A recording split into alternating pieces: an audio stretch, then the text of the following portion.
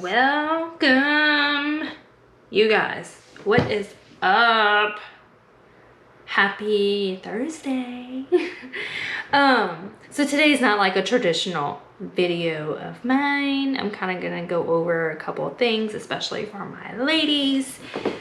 So I get a lot of questions, and I hope this video will help answer this question about, do women get bulky when we exercise?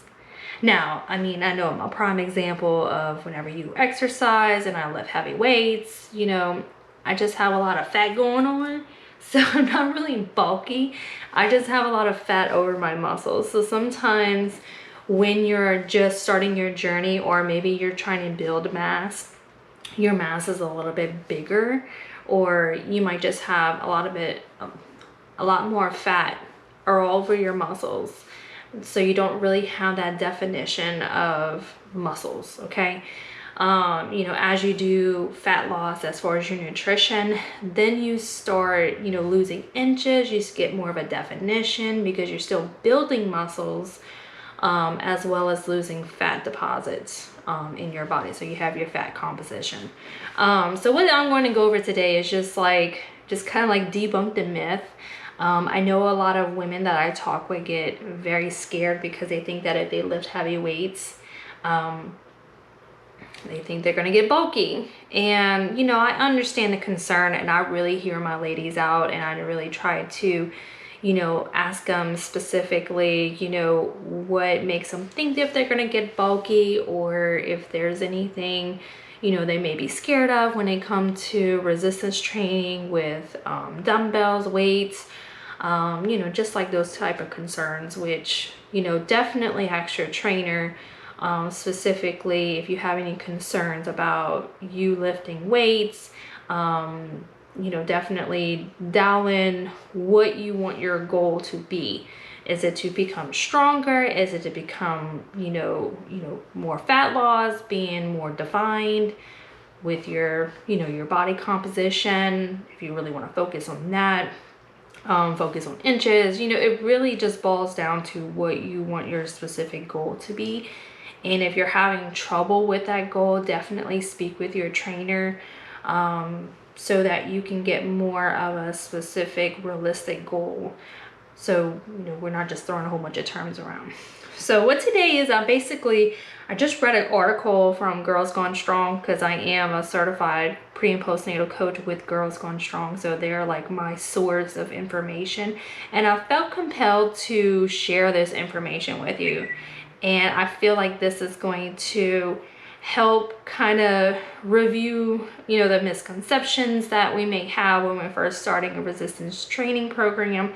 So one of the things that many people don't realize is that they'll focus on lengthening their muscles. And I've heard that term of toned, let's lengthen your muscles, you know, let's like lean and strong. And it really does throw that misconception that you can actually stretch out your muscles in that aspect, but that's not technically what it means.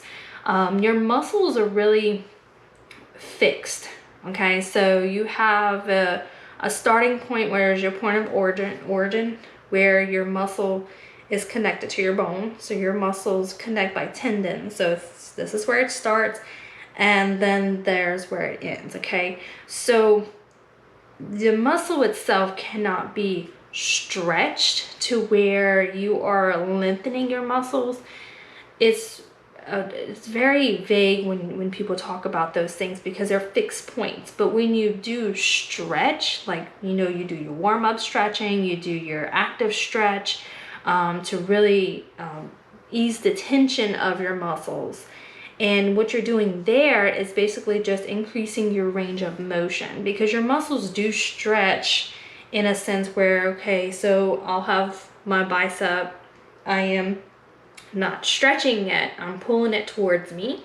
So I'm making it confined, and then when I release it this way, I'm stretching. So this is stretching and elongating it, but I'm not actually stretching the muscle itself as far as stretching it to make it longer than what it used to be. It's more or less just your range of motion.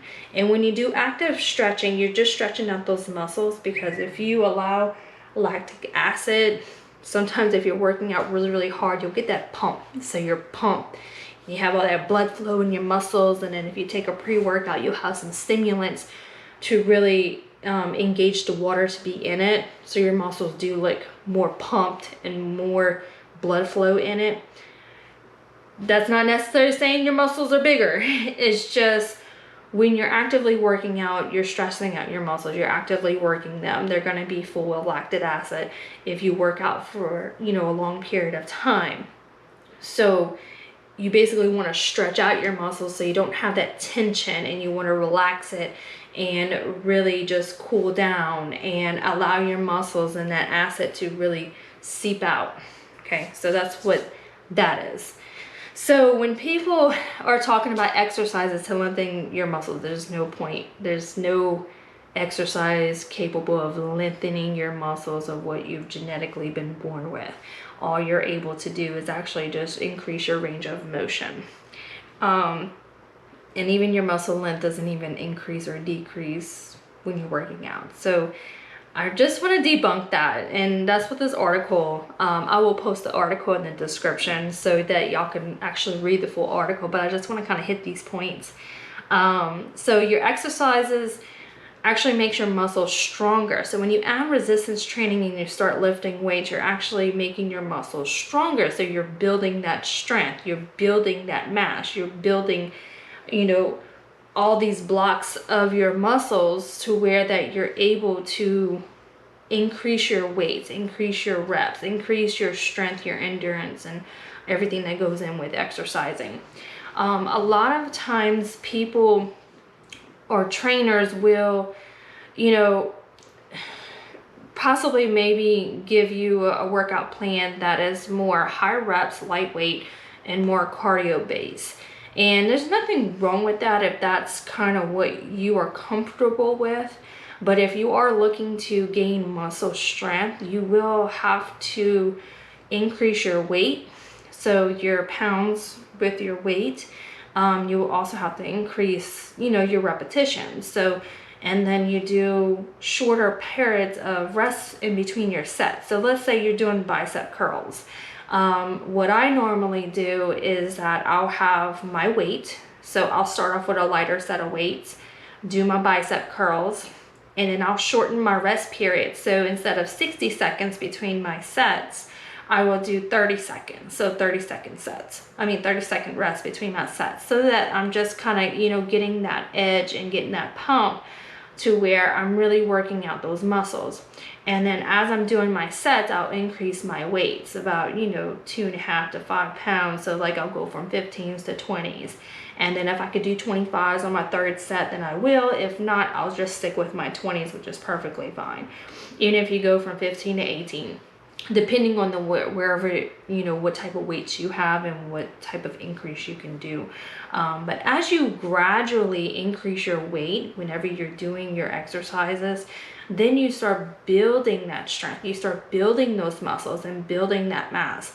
And not necessarily you will get bulky. It's just more or less you're going to get more, you're going to get more muscle mass, but it just depends on what you're comfortable with and what you're trying to achieve. So, you know, if we as trainers give you a training program and ask you to increase your weights, doesn't mean that you're going to go full edge Hulk over there. Okay. So it's nothing like that. It's just more or less just for us to challenge those muscles to give you something to grow from. So what we call it is progressively overloading the muscles to get stronger. So that means add more weight, add more reps, add more pauses or slow tempo. So that's basically like if you're doing a goblet squat, when you're in that squat position, you'll kind of pause for about 10 seconds and then you'll go back to doing your reps. And so, so you just like pause You can even do like a tempo, so where you do your squat, you're at the bottom of the squat 10 seconds, and then you go back up, and then you go back down, and you pause again. So you can do those type of things to kind of just really challenge your muscles. Also performing an exercise at a more challenging angle. So if you're doing like a split squat, you can also do, you can put your foot, when you're doing a split squat, elevate your back foot onto a bench or a box. So you can do a Bulgarian split squat, or you can even do like with Romanian deadlifts. So if you do a Romanian dumbbell deadlift, you can actually do it one leg. You know, just make it more, you can make it more challenging so that you can put more focus on you know, that muscle group that you are working on. Also, like I said, taking shorter rest periods. So if you take a shorter rest time between your sets, then, you know, that'll challenge your muscles in that way.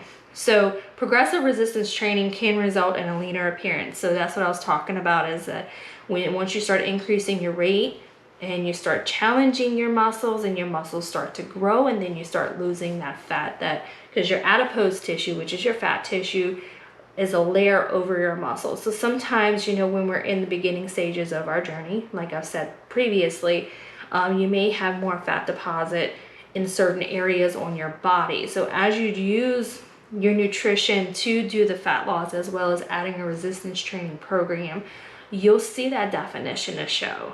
And you'll see the inches drop. You'll see, you know, changes of your composition. And if you have like a body composition scale, then you'll be able to see the percentages of your fat decrease if that is something you're focusing on. And then once you grow muscles, you get more of a leaner appearance. And that's how that works. But muscle gain does depend on your body itself, because it all plays a part with your genetics, with your body type, your previous training history. So depending on how long you've been working out, if you're a beginner, advanced, you know, you're an expert at it, you know, it really just depends on your level of training as well. And then how often you train, and how much and the type of food you feed your body. So those are just some points just to kind of, you know, throw away the misconception that women do get bulky when they start lifting, you know, weights and all. I really hope this clears up with that, because I know when I first started working out, I was like, let me not use big weights because I don't want to be bulky. But it's just a vague term that a lot of fitness industries do start incorporating in their product, and I really don't want you to be misconstrued with it.